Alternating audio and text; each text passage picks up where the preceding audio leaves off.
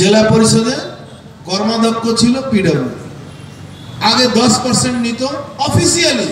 একটা টেন্ডার ভুল করে আমি জেলা পরিষদকে দিয়েছিলাম করাবার জন্য, এই আমাদের দত্তপুকুর 10% টাকা নেবেই নেবে, না নিলে ওর ঘুম হবে না। এখন ওকে জেলা সভাধিপতি করেছে, এখন 20% হয়ে গেছে। 20% না দিলে এখন পুরো জেলা এখান থেকে টাকা তুলে সব টাকা অভিষেক ব্যানার্জির কাছে ওই পাঠায়। আপনারা জানেন কি জানেন না, বারিক বিশ্বাসের সঙ্গে সোনা স্মাগলিং এ জ্যোতিপ্রিয়া মল্লিকা ওর তদন্ততে নাম আছে, ক্যাটেল স্মাগলিং এ ওর তদন্ততে নাম উঠেছে। আর ভাবুন, চুরি করার জায়গা নিজের এলাকায় আবার থাকবে। ওখানে যেখানকার বিধায়ক আছে, আমার মনে হচ্ছে খুব কম হারলে ওখানে 22-23 হাজার ভোটে ওই বিধানসভা হারবে, খুব কম হলে 22-23 হাজার ভোটে হারবে। এবার ওকে এই আমডাঙ্গা দত্তপুকুরে জেলা পরিষদ থেকে এখানে মেম্বার করা হবে। আমি তখন বলছিলাম কি এই চোরটাকে এখানে নিয়ে আসা কেন না, এটা ডাইরেক্ট অভিষেক ব্যানার্জিকে পয়সাটা পাঠিয়ে দেয়।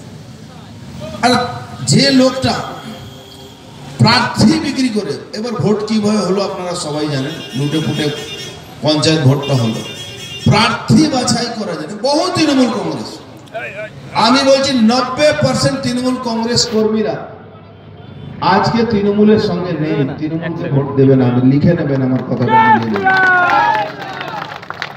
তারা প্রার্থী হওয়ার জন্য যারা নাক কাটা, কান কাটা, গাল কাটা ছিল, তারা 2 লাখ 3 লাখ টাকা করে এখানকার যে সভাপতি যারা এই টিকিটগুলো বিক্রি করেছে তাদেরকে টাকা দিয়ে টিকিট নিতে, তারা বহাল তবিয়তে ভোট। একজন মহিলাকে প্রকাশ্যে মারধর করেছিল, কেন বলে মহিলাটা প্রতিবাদ করেছিল কি আমার এই জায়গাটা কেন আপনি দখল করবেন।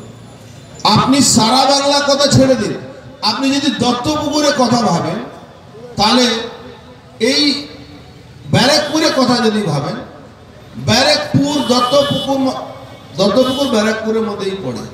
ব্যারাকপুরে যিনি যাকে প্রার্থী করেছে তৃণমূল কংগ্রেস, আজকে নিজের দলকে, নিজের দলের কাউন্সিলরদেরকে ঠিক করতে গেলে 22 দিন ধরে চেষ্টা চলছে, কেউ ঠিক করছে না। একে ঠিক করছে তা অন্য বেরিয়ে যাচ্ছে, অন্যকে ঠিক করলে অন্য বেরিয়ে যাচ্ছে। আর ভারতীয় জনতা পার্টিকে দেখুন, এখানে সব এক মঞ্চে এখানে বসে আছে। আমাদের দলে মোদির গ্যারান্টির উপরে সবার ভরসা আছে।